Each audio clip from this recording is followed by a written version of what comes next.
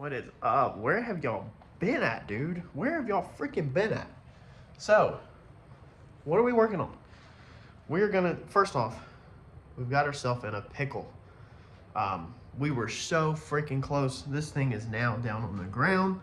And then we had spring issues, okay?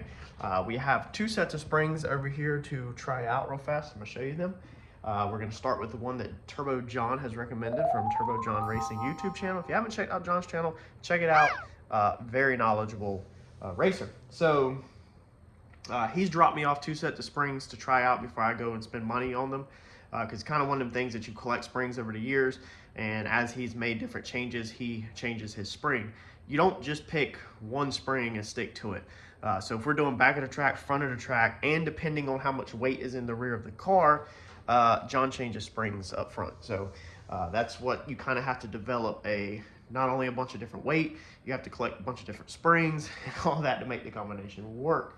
So with the springs, we had 140s on here the other night when this car would not hold its weight up. So a lot of people have said anywhere from 175 up to 320 is the spring that I need to put on here. However, we are trying out a 100 and a 95. John said this was a 95. Pretty sure these are 95s. Yeah, QA1 95s. They're about tore off. I don't know how John even freaking still sees it. Like, he's got the orange overspray off his old car.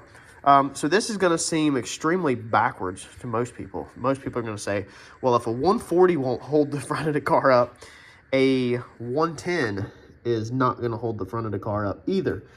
It's going to be even worse. However, for some reason, John thinks it shouldn't be. Now, this is a 14-inch spring, and he really wants 16s on this car if we can fit it. However, he can't find his 16s currently. He thinks he might be over at Uncle Mike's. So if these 14s don't work, then we're going to have to track down some 16s and try them. They would be a little bit longer. We should be able to cram them in here, though. It looks like I have enough room to barely cram them in there. And we'll see if that works. So I've told John he needs to do a video on why in the world would you have 145s on the front and it won't hold the weight. And why would you go down to a 100, 110, or a 95-pound spring? If 145 ain't going to hold it, then how in the world could a freaking 110 hold it? He has explained it to me. I don't want to re-explain it because I don't have a full grasp around it at all. I'm not going to lie. So I don't want to put out wrong information. I've told John, however, that me and him need to collab, and let's do a video explaining why and how these springs on the front of these cars work. What we're looking for, though, very basic so you know, is we want almost full collapse of the spring. We want the spring almost fully collapsed, but not coil binding. We don't want the coils touching, and we want about 1 inch of shaft showing out the top of the body of the spring at the top of the metal shaft. That's basically where we want the car at. So we have to find a combination that we can get that with. So hopefully here very soon, me and John can do a video and he can explain to everybody why and how spring choices, and I will make sure I share it to my channel. But for right now, let's see here. Let's go ahead, I guess, and put on this side, since this one's already off. This is the driver's side. And let's put it in the car and see what we get. Let's go. All right, so we got the 110s on it. We don't have them cranked up much at all. They're definitely way stiffer. I think that has something to do with all this equation John will have to explain, is basically the stiffness of it. But let's see what we got, if I can put it down one-handed without dumping it.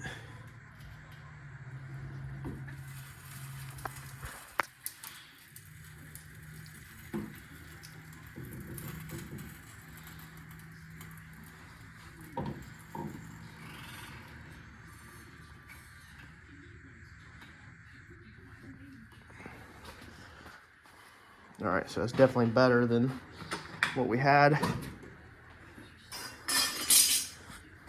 Remember, the tie rods are nowhere near right. As you can see right now, they are all sorts of crazy.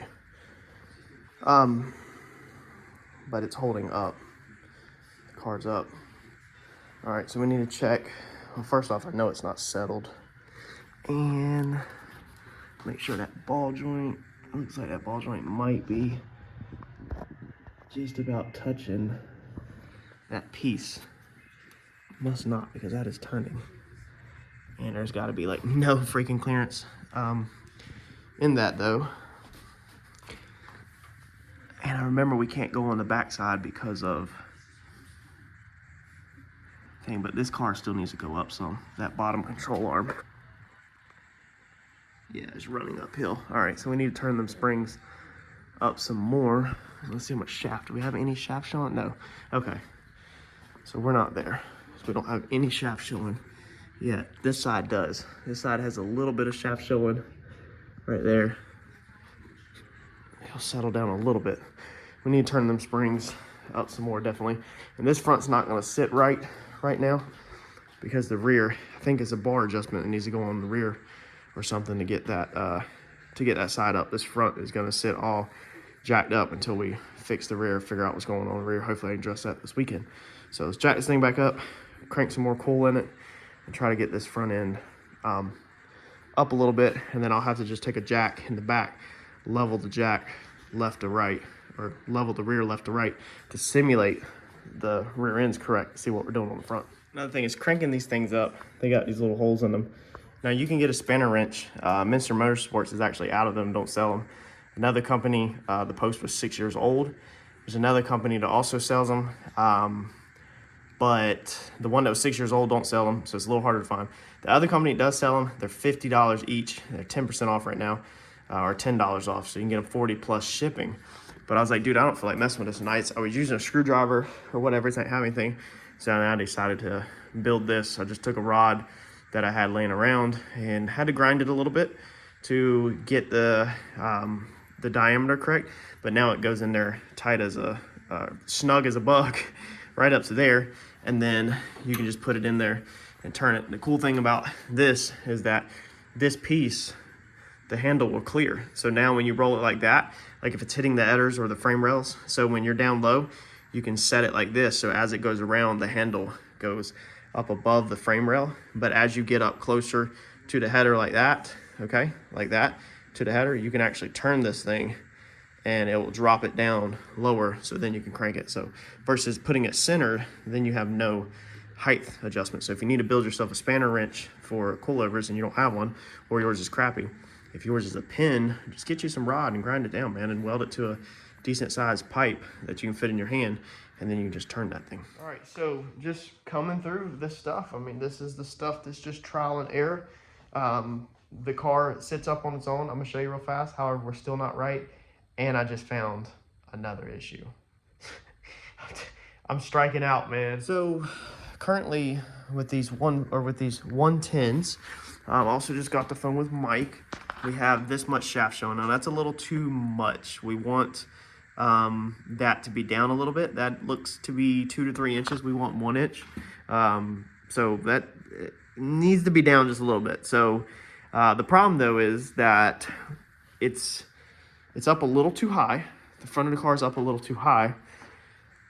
It needs to come down some. But when I stand on this thing, all right, man, I'm falling off. If I stand on this and bounce, I can almost completely collapse the springs. I pretty much bottom the shocks out. Now when I get off of it, the car does come right back up just like it did.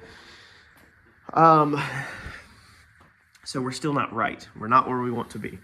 Like I said, we want less shaft showing, but when we stand on it, we don't really want to compress it all the way. We want it to go down just a little bit, but not compress it all the way. And then we want a bunch of separation. So if we wheelie and come down, we don't necessarily want to blow the shocks out of it.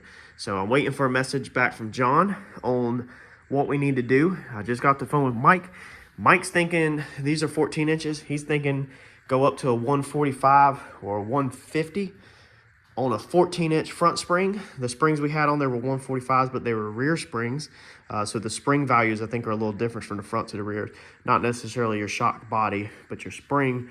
The rear spring's a little lighter, I think. But I've got a feeling that when John hits me back, I got a feeling he's going to really push for 16-inch springs. I just don't know what weights he's going to push for, because he wanted to keep it in the 90s or the hundreds is what he was saying, but he really wanted a 16-inch. So we're going to wait for the master himself to tell us what to do. However, to check the front end, I had to put a jack underneath the rear end to pick that side up because something's going on with that side, and we just don't know what. We're pretty sure it's a bar change that's not making this side sit up like it's supposed to. There's a bar or something binding it up, maybe even on that side. It's holding that side up. We're not 100% sure. However, I laid underneath here because I pulled a tape measure from the fender line down, or the quarter panel down to the floor to get 25 inches. My quarter right now is 25 inches on both of them so that my front end, I could roughly look at it because we're not trying to adjust the corner right now, the rear. But I said, what is going on back here? I said, can I see anything that could possibly be causing a problem? And I don't see anything. Everything looks good. Now, I haven't really inspected the 4-link, the front, too much, but it didn't look bad on there. So I said, well, let's make sure our roll bar is neutral. And when we do this,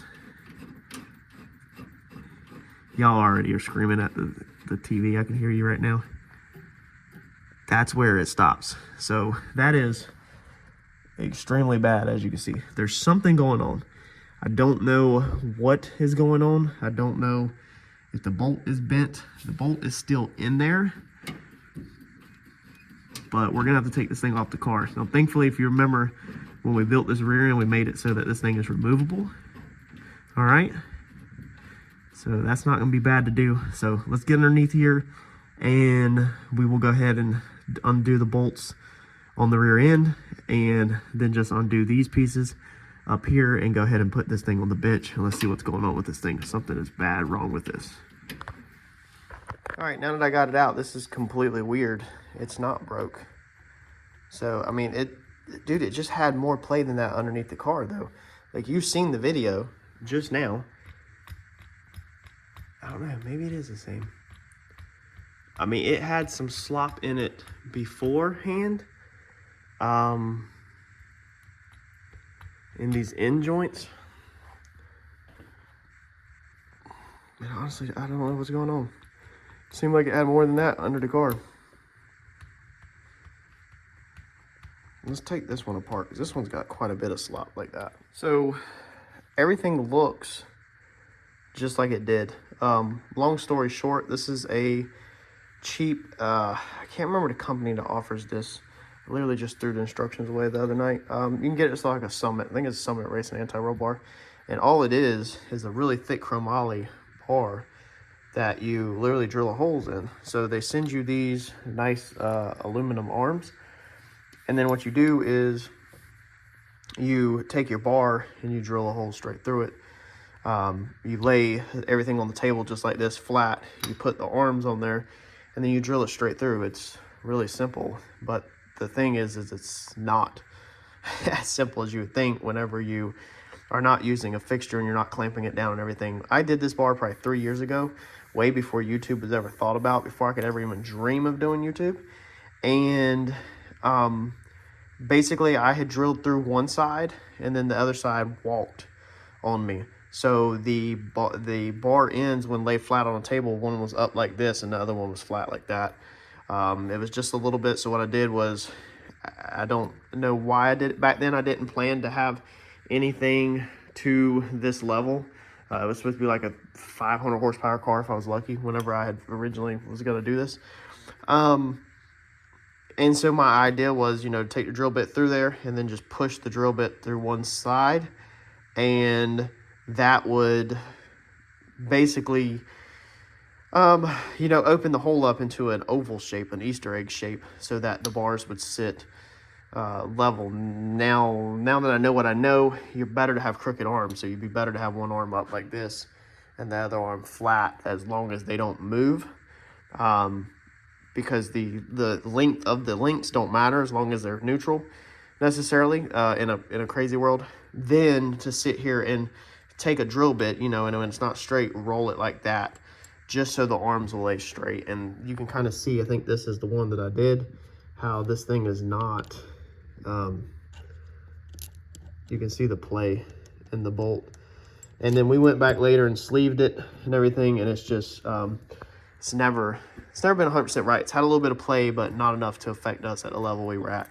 So I don't know what's going on. I just spoke to Mike again, and he said that we're going to get it right. That we'll get rid of this bar, I guess, and we will build a new bar. We'll put a new bar through there and drill it and everything so that this is perfect and correct like it's supposed to be, you know, but nothing's broke. So I don't know what's going on at all. We're still got to figure out what's going on under the car, you know, to make it sit crooked. Like I said, I think it's a bar angle or something under there. Thinking what we're gonna do, I just thought about it. I'm gonna talk to Mike, but I think what I'll do is I'll just get the appropriate sleeve thickness for these bolts to go through, and then I'll just re-sleeve these ends. That way I don't have to buy another bar or nothing. So we'll just take a big drill bit, drill this out enough to knock the sleeve out that's through there.